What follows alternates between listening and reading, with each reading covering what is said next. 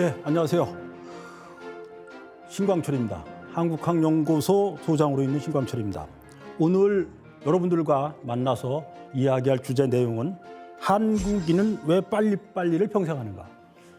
한국인의 놀라운 특성 중에 대표적인 여러 가지가 있지만 그중에 빨리빨리를 평생하는, 빨리빨리 하는 것 자체도 어려운데 빨리빨리를 평생하는 것은 진정으로 독특하고 변별성이 분명히 있는 겁니다. 그래서 오늘은 주제는 이거지만 결국 전체적인 흐름은 한국인의 정신과 기질 그리고 한국인의 문화 전통에 대해서 말씀을 드리도록 하겠습니다.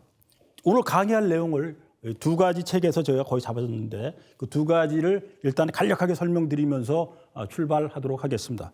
먼저 제가 예전에 한국인을 연구를 하기 전에 연구했던 것이 있습니다. 그 부분을 조금 연결시켜서 말씀을 드리면 여러분들도 이해를 도울 수 있고 제가 여러분들한테 전하고자 하는 것도 쉽게 이해되리라 봅니다.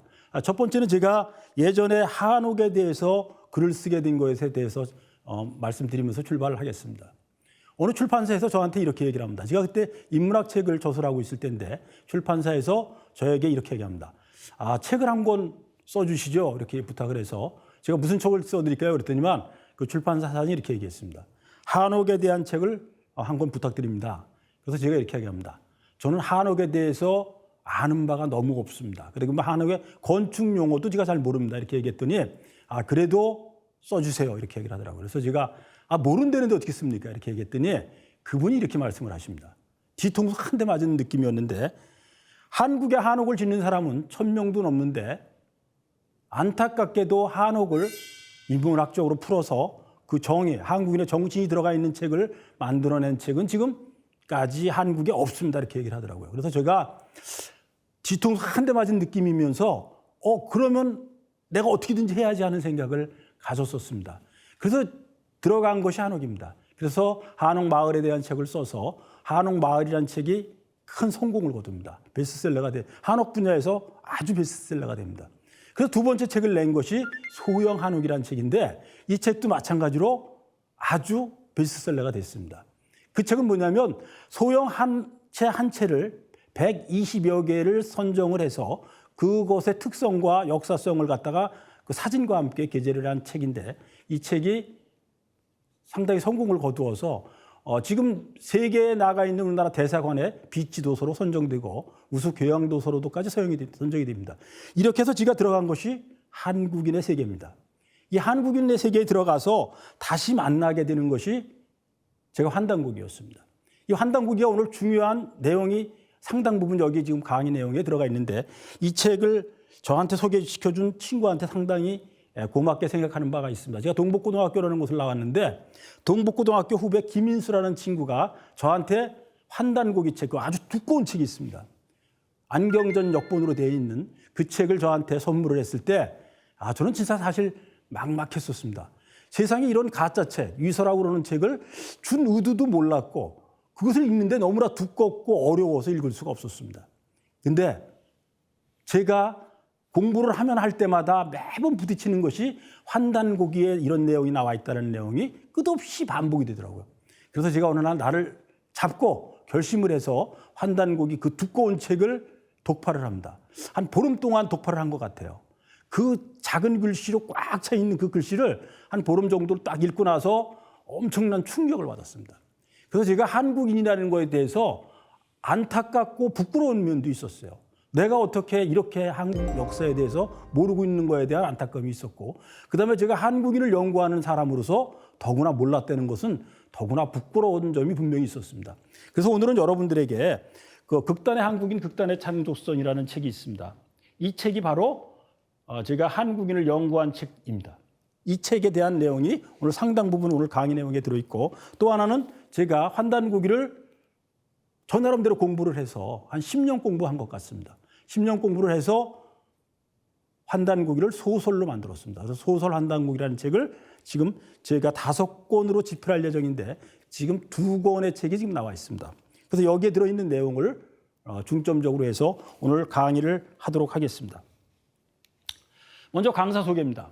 제 강사는 제가 길게 설명드리기는 좀 시간이 여기 맞지도 않고 제가 설명하는 것도 타당하지 않아서 저는 시인이면서 작가로 활동을 하면서 한국학연구소장으로서 한국학에 공부를 했고 지금 환단곡이라는 책을 다시 소설 환단곡으로 만들어낸 것으로 가름을 하면서 넘어가도록 하겠습니다. 한국인의 근원에 대해서 먼저 이제 살펴보도록 하는데 저는 한국인을 처음에 연구를 할 때 이 동이족이라는 말이 나왔는데 그 동이족이라는 어원이 단어가 나오는데 그 단어의 정의를 도대체 파악을 할 수가 없었습니다. 우리 보고 저거 이자를 우리는 오랑캐이라고 배웠습니다. 동이족의 이 이자가 지금 작게 나와서 지금 안타까운 점이 있어서 지금 잘 보이실지 모르겠습니다. 이 이자는 큰 활을 쏘는 민족이다. 여러 가지 뜻이 있습니다. 그다음에 이 인이란 뜻도 있고 왕이란 뜻도 있고 저 이자는 여러 가지 의미가 있는데 제가 우리를 오랑캐라고 그러는 이 안타까운 현실. 오랑캐가 뭐죠? 나라의 한 백성으로서 뒤떨어지고 열등한 것을 얘기할 때 중국인들이 얘기할 때 오랑캐라고 얘기한다고 하는데 우리 사전에 안타깝게도 오랑캐 이자 저 글자를 놓고 앞에 뭐라고 적혀 있냐면 오랑캐이라고 되어 있습니다. 우리 스스로 오랑캐라고 하고 있는 자기 비하를 하고 있는 현장에 우리는 있는 겁니다. 근데 그래서 제가 진짜 우리가 오랑캐라는 그 말의 그 뜻이 지금 사전에 나와 있는 것이 맞는 것인가? 제가 고민을 하다가 이 자를 찾아보기 시작합니다. 그래서 중국 역사서와 여러 가지 참고 서적을 뒤져보면서 느낀 것은 오랑캐라는 뜻이 고대에는 전혀 달랐구나였습니다. 제가 조사를 했더니 한 30군데 정도가 나왔습니다. 이 자에 대한 얘기가 30군데 정도 나오는데 제가 그중에 3개만 뽑아봤습니다. 여러분들한테 가장 알려진 책 3권에 나와 있는 것만 여러분들한테 언급을 해봐도 저 이 자에 대한 정의가 확 뒤집어지는 현장을 여러분들은 다시 만날 수 있습니다. 보시면 사마천 서화계에는 이렇게 나와 있습니다. 여러분들 보시면 여기 동방왈이라고 해요. 사마천 서화계에는 이에 대한 글자를 설명하면서 동방왈이라고 되어 있습니다. 동쪽 방향에 사는 사람들을 이라고 얘기한다는 겁니다. 그게 오랑캐이라는 얘기인데 그 당시에 이를 어떻게 정의했느냐 이렇게 나와 있습니다. 이 자는 이라는 자는 여기서 자자는 놈자자지만 여기서는 왕한테도 자자를 썼습니다. 모든 언어는 변합니다. 그래서 이라는 글자는 이 자는 저야라고 되어 있습니다. 이 저야는 뿌리 저자입니다.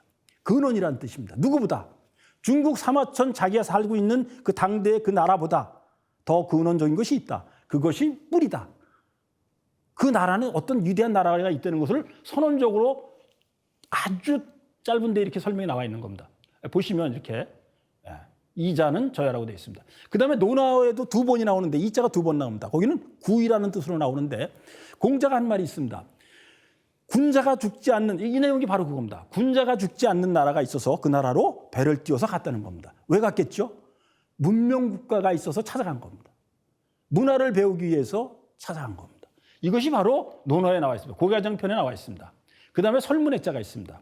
설문해자는 허신이라는 사람이 기원 후 100년 정도에 대해서 한자를 정의한 겁니다. 지금으로 얘기하면 한자 백과사전이라고 얘기할 수도 있고 한자 사전이라고 얘기할 수도 있습니다. 거기에는 이자에 대한 정의를 개인이 낸 게 아닙니다. 국가적인 차원에서 설문해자를 만들었기 때문에 이건 국가적인 차원에서의 바라보는 시각이라고 보시면 정확한 겁니다. 거기에는 이렇게 나와 있습니다. 이는 동방지인냐 이렇게 되어 있습니다. 이 동방지인냐. 이라는 동이족이 사는 사람, 이 사람들은 동쪽에 사는 사람들이다. 이렇게 선언한 겁니다. 동쪽 사는 사람들이다. 그 다음에 이제 세 방향을 설명을 하고 있습니다. 남쪽, 북쪽, 서쪽을 얘기하면서 남쪽은 남만. 그러면서 종충하다 얘기하고 있습니다. 종충이 뭐죠? 따를 종자, 벌레 충자입니다. 벌레를 따른다는 겁니다. 지금으로 얘기하면 쉽게 더 좋게 좀 풀어서 얘기를 하면 벌레가 남쪽이니까 벌레가 많은 지역에 사는 사람들이다 이렇게 얘기할 수도 있는데 어쨌든 벌레하고 비교했다는 데서 우리는 좀 안타까운 점이 있습니다. 그 다음에 북쪽은 얘기하면서 종견하다 그랬습니다. 따를 종자 개 견자입니다. 뭘 따르는 거죠? 개를 따르는 겁니다. 우리는 높은 거하고 비교를 할 때는 전혀 문제가 없습니다. 인생에. 낮은 거하고 비교하면 모든 게 문제가 됩니다. 한번 살펴보시면 개하고 사람을 비교했을 때 암만 높여도 한계가 있습니다. 개보다 못하다고 그러면 말할 것도 없고 개 같다 그러면 그것도 욕입니다. 그리고 개보다 낫다도 당연히 말도 안 되는 겁니다. 우리는 낮은 거하고 비교할 때 사람이 비참해지고 그 비교하는 의도를 확실하게 볼 수 있는 겁니다. 그럼 이들은 왜 개하고 비교를 했겠습니까? 근데 사람하고 개하고 비교를 했다고 그러는데 사람하고 한번 비교를 해봤을 때 우리가 대단한 분하고 비교를 한번 해보면 달라집니다. 제가 세종하고 비교를 해보겠습니다. 저는 세종보다 못하다. 전혀 안타깝고 섭섭한 게 없습니다. 저는 세종 같다. 그러면 저보고 저한테 돌이 날라올 겁니다. 그리고 제가 세종보다 낫다고 얘기하면 말도 안 되는 얘기라고 다 들고 일어날 겁니다. 그러니까 누구하고 비교하느냐가 진정 중요한데 저렇게 중국인들은 그 당시에 이렇게 비교를 했습니다. 남쪽 사는 사람들은 벌레를 따른다. 북쪽에 사는 사람들은 개를 따른다. 그러면서 서쪽 사람들은 양의 무리를 따른다. 양의 무리를 따른다는 것은 상당히 현실적인 얘기로 하고 있습니다. 그러면서 동의에 대해서만큼은 아주 독특한 정의를 내립니다. 예외적이라고 볼 수 있습니다. 보시면 이 오로지 동의는 무서운 얘기가 적혀 있습니다. 따를 쫑자 큰 대자입니다. 대의를 따른다는 겁니다. 큰 뜻을 따른다는 겁니다. 그 옆에는 더 무서운 얘기가 있습니다. 대인야라고 적혀 있습니다. 그러니까 동의는 큰 뜻을 따르는 큰 사람이라는 겁니다. 세상에 이거보다 더 경이롭고 위대하게 표현한 한 인간을 설명을 할 때 이거보다 더 높게 설명할 수 있는 건 없는 겁니다. 그럼 그 얘기를 다시 종합을 하면 이렇게 됩니다. 우리 스스로 우리가 오랑캐라고 얘기하고 있는 이 현 상황에서 고대에는 사마천은 근원이다, 으뜸이다, 핵심이다. 동의가. 그다음에 공자는 군자가 죽지 않는 군자 불사지국이라는 나라를 동의로 보면서 그 나라로 가기 위해서 배를 띄웠다고 분명히 논어에 적혀 있습니다. 그다음에 허신이 쓴 설문해자에는 우리는 큰 뜻을 따르는 큰 사람이라고 되어 있습니다. 무슨 얘기일까요? 우리가 우리 스스로를 지금 비하하고 있지만 고대의 우리의 동의는 위대한 민족이었고 위대한 국가, 부족을 분명히 가지고 있었던 겁니다. 그 가지고 있었던 것들이 아주 여러 군데 보입니다. 그 여러 군데 보이는데 그걸 한번 직접적인 비교가 아니라 우리의 지금 현실 속에서 남아있는 것들하고 한번 비교를 해보도록 하겠습니다. 제가 사실은 여기 오면서 많은 나름대로 고민을 했습니다. 제가 한자에 대한 설명을 할까 말까를 고민하다가 제가 내려오면서 머릿속으로 할까 말까를 잠시 고민하다가 하는 걸로 결정을 했습니다. 그 이유는 그래도 이 방송을 보시는 분들은 한국인에 대한 자긍심도 있고 한국인의 역사에 대해서 변화가 되어야 한다는 것을 아주 강하게 가지신 분들이 있을 거라 믿고 제가 말씀을 드립니다. 그리고 상당 부분 알려진 부분이지만 요즘엔 많이 알려졌지만 제가 예전에 연구할 때는 거의 알려지지 않았던 것들이 대부분이었습니다. 한번 살펴보도록 하겠습니다. 한자가 누구의 것인가? 누가 만들었는가? 누구에 의해서 발전됐는가? 저는 이렇게 한마디로 정의를 하면 한자를 처음으로 창조한 집단은 동북아에 있는 동이족이라고 분명히 말씀드립니다.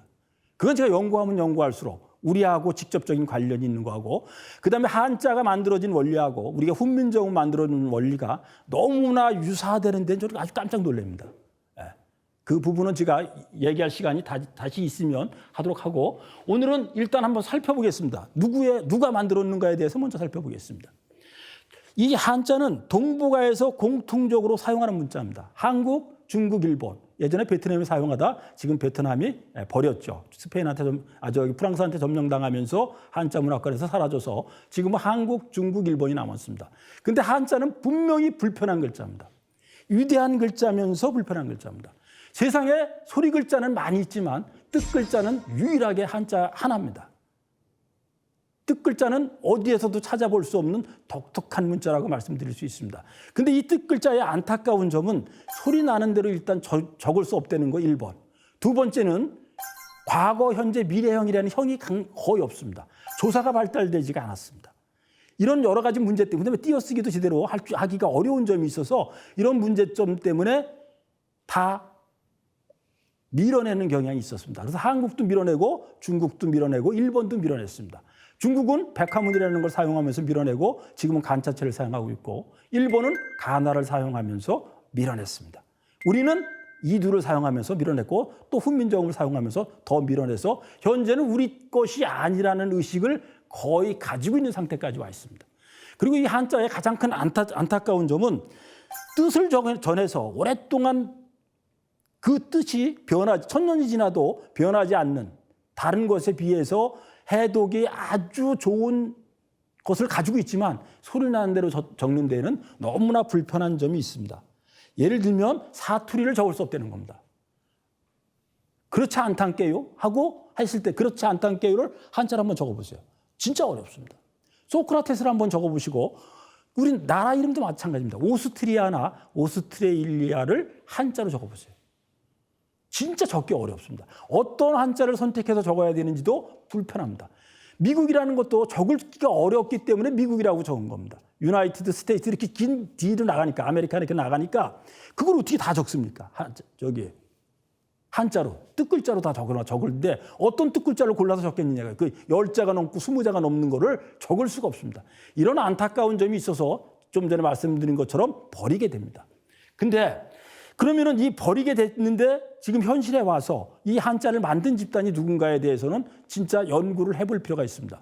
근데 많은 지금 학자들이 예전에는 드물었지만 지금은 많은 학자들이 한자는 한국 글자라고 얘기하는 사람들이 점점점 늘고 있습니다. 특히 문자를 연구하는 석학들일수록 더 그 얘기를 많이 하게 됩니다. 그것은 바로 은나라라는 특성, 이 한자를 만드는 집단이 은나라라는 가정하에 그 얘기가 나온다고 볼 수 있습니다. 우리가 학교 다닐 때 각골문자라는 거 배웠습니다. 한자의 어원은 은허라는 곳에서 각골문자가 발견되면서 나왔다. 이렇게 얘기를 많이 합니다. 그런데 이 각골문자가 어디서 나왔느냐? 은허잖아요. 그럼 은허는 어디냐? 은나라의 수도입니다. 근데 이 은나라가 어떤 나라인지를 우리는 확인해 보면 됩니다. 그 은나라는 나라는 어떤 종족, 어떤 국민이 어떤 나라가 있었지 않았겠냐 이겁니다. 그 모국이 분명히 그러니까 은나라를 얘기할 때 이렇게 얘기합니다. 은나라는 제후국이라는 내용이 역사서에 여러 군데 등장을 합니다. 제후국은 뭐냐면 왕이 있고 절대적인 왕이 있고 부가적인 왕을 둘 때 그걸 제후라고 얘기하고 그 밑에 한 단계 더 낮은 사람들이 있을 때 그 다스리는 그 집안 친척이나 그다음에 그 관계가 아주 깊은 사람들한테 넘겨줄 때 나라를 넘겨줄 때 제후국이라고 얘기합니다. 그러니까 모국이 있어야 제후국이 있는 겁니다. 이 제후국의 나라가 은나라라고 얘기합니다. 그럼 그 은나라가 도대체 어느 나라겠느냐는 거예요. 그것이 바로 저는 동이족의 국가고 단국이라고 감히 단언을 하지만 어쨌든 그건 학술적으로 좀 더 연구해 볼 필요는 분명히 있다고 봅니다. 어쨌든 한자가 만들어진 곳은 은허라는 곳에서 발견되었고 그것을 만든 나라는 은나라, 은나라는 제후국이라고 나와 있습니다. 그러면 우리가 하은주라고 얘기할 때 한나라, 은나라, 주나라를 얘기할 때 그 나라가 중국에서 봤을 때는 모국의 아주 주된 나라들이 이렇게 이어져 온 건데 한나라와 은나라와 주나라가. 근데 가만히 살펴보면 어떤 거 있죠? 그 주된 나라인데도 제후국이라는 얘기가 나온다는 얘기는 뭐죠? 모국이 있었던 겁니다. 그 모국에 대해서는 저는 주시를 하고 싶은 거고 은나라만으로 얘기를 해도 은나라는 동이국이었다는 것은 여러 군데 나옵니다. 그다음 우리가 백이숙제가 나오는 그 이야기도 바로 고죽국도 동이족의 나라였다는 것은 우리 역사서에서 조금만 공부해보면 바로 나옵니다. 그다음에 한자는 조사가 발달하지 못하고 그다음에 소리글자 발달하지 못한 점이 있는 것 말고 우리하고 어떤 관련이 있는가에 대해서 한번 살펴보면 한자는 한 글자 한 글자가 뜻과 의미와 소리까지 그대로 담아내려고 노력을 한 것이 한자입니다. 그래서 한자 하나의 의미는 그냥 만들어지신 것이 아니라 천지인의 원리나 그다음에 모든 원리, 우리 음양, 태극의 원리까지 다 들어가 있는 것이 이게 바로 한자인데 그러면 이 그냥 만들어졌을 리가 없는 겁니다. 그럼 예를 들어서 한번 살펴보시면 이런 겁니다. 여러분들이 이 청자를 보시면 아마 요거는 직접적인 관련은 없지만 한자를 설명하는 데 도움이 될까 해서 제가 여기 적어놨습니다. 이 청을 보면서 청은 보면 왼쪽 청자에 들을 청자에 왼쪽을 보면 귀 이자 밑에 왕이 되어 있습니다. 들으면 왕이 될 수 있다는 겁니다. 청의 뜻이 그런 겁니다. 근데 오른쪽에는 뭐라고 붙어 있냐면 이렇게 붙어 있습니다. 신목 열십자와 눈목자가 있고 오른쪽에 청자에 그다음에 밑에는 날일자와 일심이 되어 있습니다. 들으면 왕이 될 수 있는데 어떻게 들어야 되느냐? 10개의 눈을 가지고 한 개의 집중된 마음으로 바라보아야지만이 제대로 들은 거다. 그러면 왕이 될 수 있다는 겁니다. 지도자가 될 수 있다는 겁니다. 이 청자에다가 집자를 넣으면 들을 청자가 됩니다. 듣는 집이 됩니다. 그게 관청입니다. 이렇게 의미를 한자는 상당히 그 뜻 하나에 많은 것을 담으려고 했고 전체적인 것을 노력하려고 했습니다. 그래서 제가 살펴보면 그럼 우리의 한자가 이 한자가 중국 거에 맞냐, 일본 거에 맞냐, 한국 거에 맞는 걸 먼저 말씀을 드리면 이렇게 살펴보시면 됩니다. 우리가 그 뜻을 그대로 보여주고 있는 것이 한자입니다. 예를 들면 호흡 그럼 이런 겁니다. 호는 부은다는 뜻이고 흡은 들이마신다는 겁니다. 여러분들 저하고 여러분들 강의 들으시면서 실험적으로 제가 말씀드리는 것을 한번 따라해 보시면 의미가 있다고 봅니다. 호는 부은다고 얘기했습니다. 부을 호자를 한번 여러분들 그냥 호하고 한번 해보십시오. 불어보십시오. 호하고. 그럼 어떻게 되죠? 바람이 호하고 나갑니다. 부으니까 나가는 겁니다. 흡하면 어떻게 되죠? 확 문이 우리의 한자에서의 원리는 문이 이렇게 있으면 이렇게 열어놨잖아요. 열어놨으면 확 빨려들 때 바람이 확 빨려들면 이렇게 문이 확 닫혀버립니다. 들어오면서 확 닫혀버리는데 똑같습니다. 흡도 똑같은 원리에 의해서 됩니다. 한번 해보십시오. 흡하면 입이 쫙 공기를 빨아들이면서 확 닫혀버립니다. 문이 닫히는 원리하고 비슷합니다. 바깥에서 바람이 확 들어올 때 문이 닫히는 원리하고 비슷합니다. 그래서 호자는 부는 거니까 호하면 바람이 나갑니다. 흡하면 바람이 빨려 들어옵니다. 출입도 똑같습니다. 출하면 나갑니다. 대신 입하면 쭉 들어옵니다. 우리는 정확하게 맞아떨어집니다. 놀랍도록 일치합니다. 중국 안 맞습니다. 일본은 말할 것도 없습니다. 우리가 만들었기 때문에 우리의 입에 정확하게 맞아떨어집니다. 이합집산에 대해서도 제가 한번 말씀드려보겠습니다. 이합집산은 여러분들 그 의미는 벌써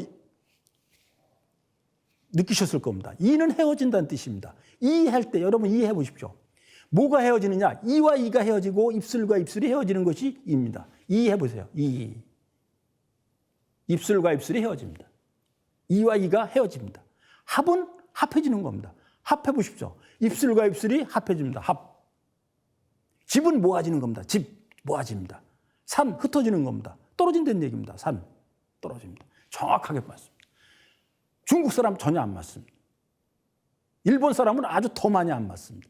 우리가 만들었기 때문에 모든 원리가 기가 막히게 맞아떨어집니다. 여러분들은 합할 때 합한다는 건 입을 합한다는 거잖아요. 입을 벌리고 해보세요. 합. 이걸 벌리고 한번 해보세요. 합을.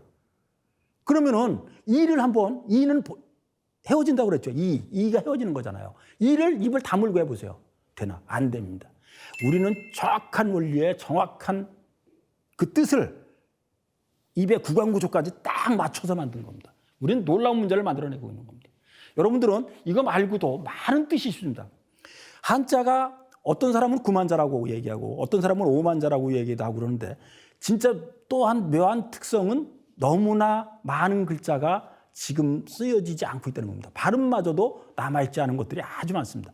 그것은 뭐냐면 이것이 그들한테 중국인들한테 맞아떨어지지 않는 그들은 일상생활에서 쓰긴 뜨면서도 맞아떨어지지 않기 때문이고 그다음에 이 한자가 중국 사람이 중국 거라는 것을 인식을 갖는 주된 이유는 이겁니다.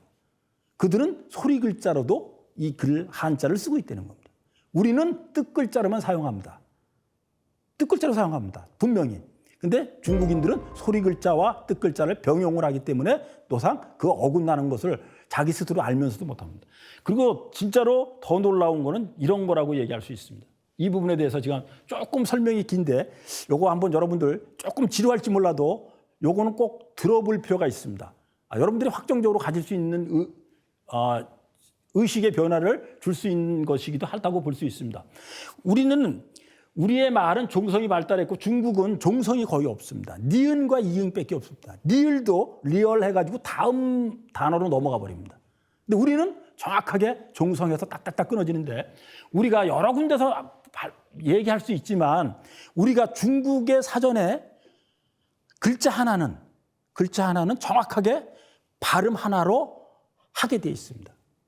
제가 신광철입니다. 신광철을 정확하게 신광철로 발음하게 돼 있습니다. 이 한자를. 제 얘기가 아닙니다. 중국 사전에 강의자편이나 명나라 때 만드는 거에도 분명하게 한 글자를 그러니까 한자 하나는 하나의 발음으로 하라고 정확하게 명시가 돼 있습니다. 예를 들면 상하이를 이렇게 얘기합니다. 우리 샹하이 그러죠. 샹하이. 근데 샹하이는 어떻게 쓰죠? 우리가 한자로 쓸 때 상해라고 썼습니다. 윗상자에다 바다의 자를 씁니다. 정확하게 중국 사전에는 상해라고 발음하고 되어 있습니다. 우리 발음이 맞습니다. 그들 사전에 그렇게 만들어져 있습니다. 근데 그들은 그렇게 발음 못합니다. 북경을 타이베이라고 얘기하는데 우리는 분명히 북경이라는 것을 중국 사전을 뒤져보면 중국 그 고대 그 사전을 뒤져보면 분명히 북경이라고 발음하게 되어 있습니다. 근데 우리는 타이베이. 이렇게 하겠습니다. 요거 제가 한번 여러분들이 조금 관심을 가지고 봐주시기 바랍니다. 여러분들은 이 시자를 볼 때 제가 이제 한 가지만 여러분들한테 보여주려고 합니다. 이 시자가 있습니다. 이 시자는 꺼릴 시자입니다. 꺼릴 시자인데 이것을 어떻게 발음하도록 되어 있느냐. 중국의 사전에 나와 있는 겁니다. 거기 사전에 이렇게 나와 있습니다. 허귀 저름으로 발음해라. 이 저름이라는 걸 빼버리고 허귀로 발음하라고 얘기하게 됩니다. 허귀.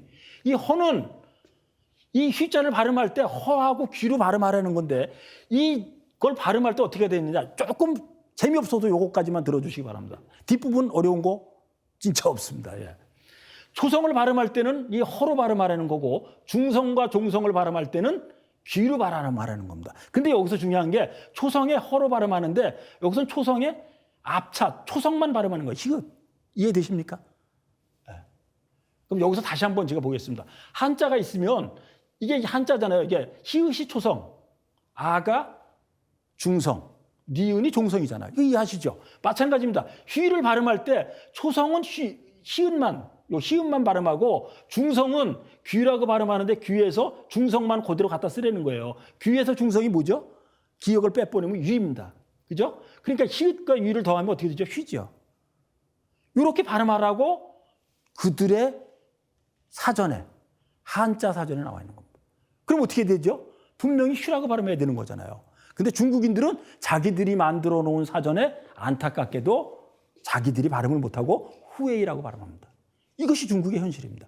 그들은 왜 그랬을까요? 남이 나라 글자를 소리 글자로 갖다 쓰면서 뜻 글자로도 쓰고 소리 글자로 갖다 쓰면서 낭패를 보게 된 거예요. 어려운 점이 있는 겁니다. 근데 우리는 우리의 글자도 지금은 잃어버리는 안타까운 점에 지금 도달해 있습니다. 그다음에 저는 이제 우리의 이제 이 위대한 정신은 어디에서 나왔는가에 대해서 저는 저 개인적으로 연구를 하면서 많이 느꼈던 겁니다. 저런 걸 제가 나름대로 찾아내면서도 보람이 있으면서도 이것이 과연 정답일 수 있을까에 대한 의문감은 있지만 진짜로 여러분들은 총체적으로는 저게 그럴 수 있겠구나 하는 생각을 가질 수 있습니다. 우리는 종합적인 성격을 가지고 있는 사람들이고 총체적인 것이 있습니다. 그래서 어떤 문화를 가지냐면 전체를 이해하는 능력이 아주 뛰어납니다. 그리고 직관력이 뛰어나고 도전의식이 아주 강한데 그 세 가지 점에 의해서 우리 만들어지는 문화들이 있습니다. 남들이 이렇게 놓은 어느 정도까지 요 선까지가 일반적인 선언이라고 얘기를 하면 이것보다 훨씬 더 한 단계 올라가는 것을 기어이 만들어내는 것이 한국인입니다. 이렇게 수평적으로 보통에서 꼭 한국인은 더 만들어내는 게 있습니다. 요건 아주 별나다 할 정도로 찾아내서 만드는 거 있는데 그런 것들을 제가 몇 가지 지금부터 예를 들도록 하겠습니다. 여러분들은 세계 어느 나라나 다 나무를 먹을 거라고 생각을 하는데 나무를 먹는 나라는 세계에서 한국 외에 없습니다. 제가 오랫동안 조사를 해봤지만 어느 나라도 나무를 먹지 않습니다. 그러니까 우리가 채소는 뜯어서 다 먹고 안심할 수 있으니까 먹지만 야생에서 자라는 들에서 자라고 산에서 자라고 강에서 자라고 바다에서 자라는 그 해초들을 뜯어서 아주 일상적으로 밥상에 올려서 먹는 나라는 세계에서 없습니다. 그것이 나물 문화입니다. 일상적으로 야생으로 자라는 것들을 채취해서 밥상에 늘 일상적으로 올려놓고 먹는 것이 나물 문화입니다. 이 나물 문화는 한국 외에 어느 나라도 없습니다. 여러분들 중국 가셔도 없습니다. 물론 중국에 가면 우리 동이족들이 살든 우리 조선족들이 살고 있는 곳에서는 나물 문화가 아직도 있습니다. 그다음에 이제 이런 얘기 많이 합니다. 나물 문화가 있는 거는 우리나라가 그만큼 가난했기 때문에 먹을 것이 오죽에 먹을 것이 없어서 나물 먹었냐고 얘기하는데 절대 아닙니다. 진짜 아닙니다. 나물은 먹고 싶어도 못 먹는 게 나물입니다. 왜냐하면 나물을 못 먹는 이유는 딱 하나입니다. 무서워서입니다. 그 안에 어떤 성분이 들어있는지를 파악할 수가 없기 때문에 먹을 수가 없는 겁니다. 그래서 지금도 아프리카에서 굶어 죽고 있지만 나물을 채취해서 먹지 못합니다. 나물이 얼마나 맛있어요. 채소보다도 더 깊은 맛이 나는 게 나물이고 우리 몸에도 훨씬 더 좋습니다. 그럼에도 불구하고 먹지 못합니다. 이 안타까운 거는 이유가 뭐냐? 좀 전에 말씀드렸습니다. 무서워서입니다. 저것을 먹었을 때 내가 죽을 수도 있고 어떤 배탈이 날 수도 있고 부작용을 겁내서일 수도 있고, 그다음에 그것을 먹는 방법을 몰라서도 있습니다. 그럼 먹는 게 얼마나 어려운 건가요? 나물을 먹는다는 거는 그 나물의 맛을 알아야 되고, 조리 방법을 알아야 되고, 채취 방법을 알아야 되고, 그 양리 성분까지 다 파악을 해야 되는 겁니다. 세계 어느 나라도 자기가 살고 있는 그 주변에 있는 야생으로 자라나는 풀들, 나무의 잎들을 채취해서 먹는 나라는 없습니다. 우리나라만이 가능한 겁니다. 우리는 가볍게 생각하지만 이것을 전 국민, 전 백성이 나무를 채취해서 먹는다는 것은 어느 정도 수준이라고 얘기할 수 있냐면, 제가 조금 과장을 하면 이런 정도까지라고 말씀드릴 수 있습니다. 모두 한의사라고 볼 수 있습니다. 모두 자연을 이해하는 약초 전문가일 수가 있습니다. 그만큼 우리는 뛰어난 능력을 전 국민이 가지고 있는 겁니다. 이런 능력은 나물 문화에서뿐이 아니라 아주 여러 군데서 보입니다. 우리 말에서도 이런 면을 찾을 수 있습니다. 세계의 언어를 정리할 수는 없습니다. 뭐냐면 문자는 이미 체계적으로 나온 거기 때문에 고쳐서 조정을 할 수 있지만 언어를 조정할 수는 없습니다. 말을 만든다는 것도 어려운 겁니다. 말은 불특정하게 나옵니다. 예를 들면 아프리카에 있는 어느 그 섬에 있는 그 원주민들이나 아프리카에 있는 원주민들이나 태평양에 있는 원주민들이 그들이 그냥 이렇게 특정하게 준비되어지지 않은 것들이 막 불특정하게 나온 것들이 나중에 정리가 돼서 언어화되는 겁니다. 그래서 이것을 문자화됐을 때는 정리를 할 수 있습니다. 그러나 언어는 정리할 수가 없습니다. 근데 세계에서 저는 감히 얘기합니다. 세계에서 유일하다고 저는 얘기합니다. 제가 조사를 잘못했다 그러면은 누군가가 저한테 이렇게 다른 것을 알려주시면 전 너무 고맙게 받아들이도록 하겠습니다. 근데 현재까지 제가 오랫동안 조사를 해봤지만 현재까지 찾아내지 못했습니다. 세계에서 말이 정리된 나라가 유일하게 한국입니다. 한국은 이렇게 정리를 했습니다.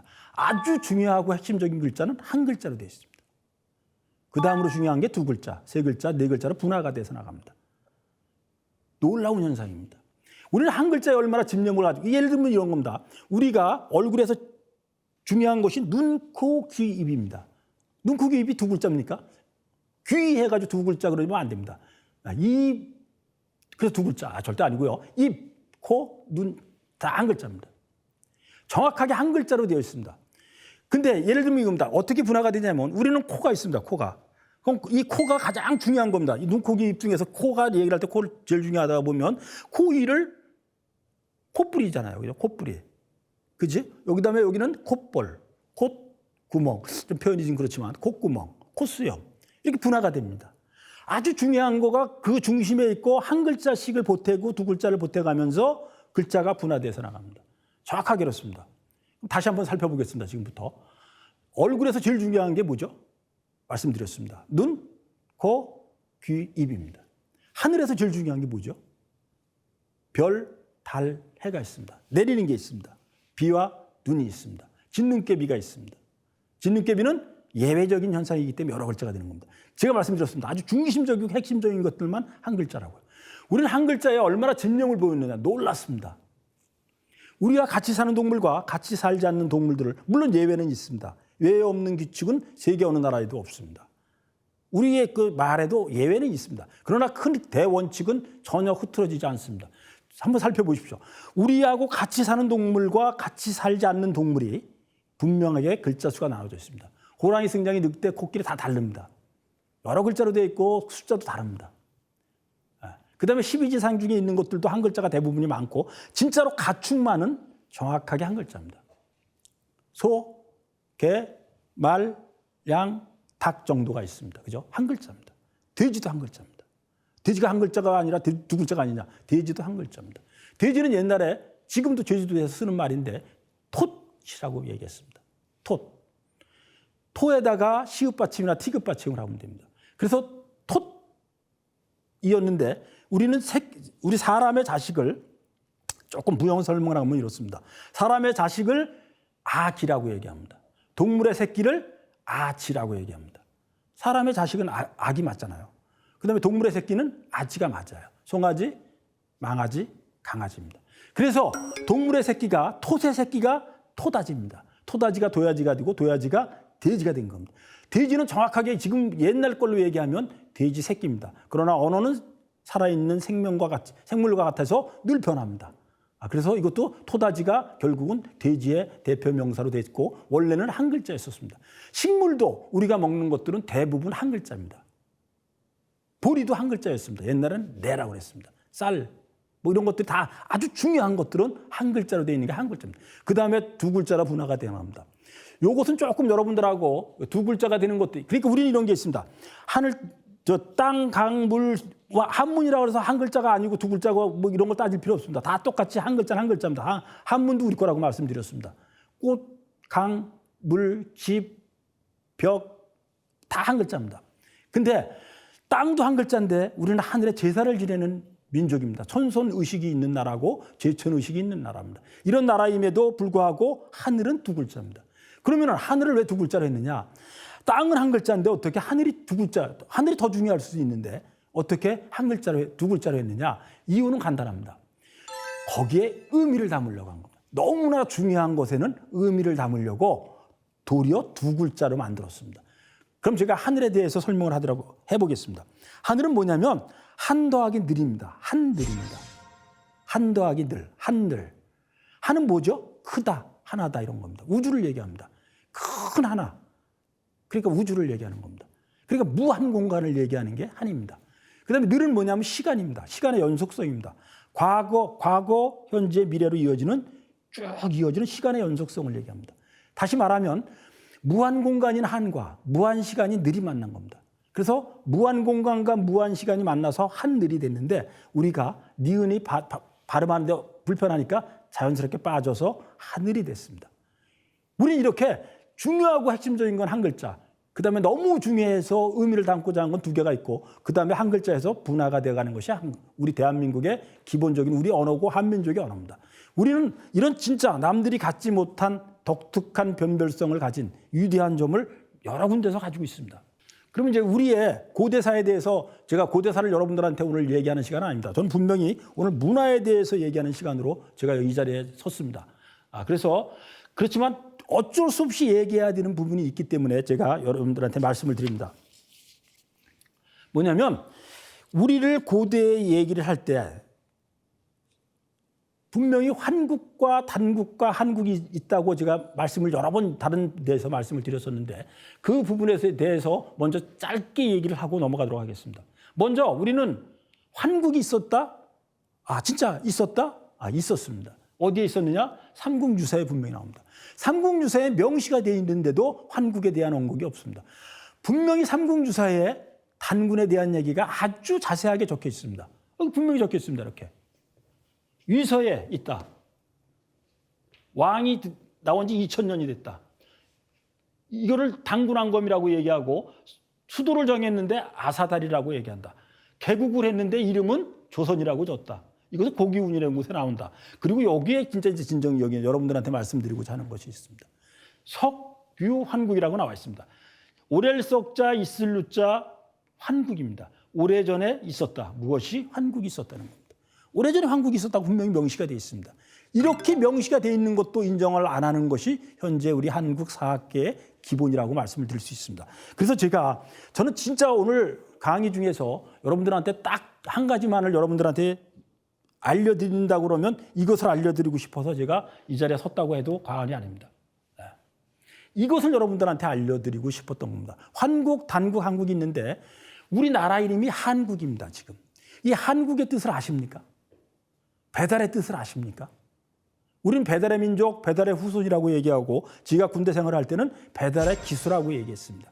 배달이 있고 우리는 후손이라고 얘기하고 있습니다. 그래서 배달 민족이라고 얘기하고 있습니다. 짜장면 배달을 기차게 잘해서 우리는 배달의 민족이고 피자 배달을 퀵서비스도 다 잘 날라서 우리는 배달의 민족이다. 전혀 아닙니다.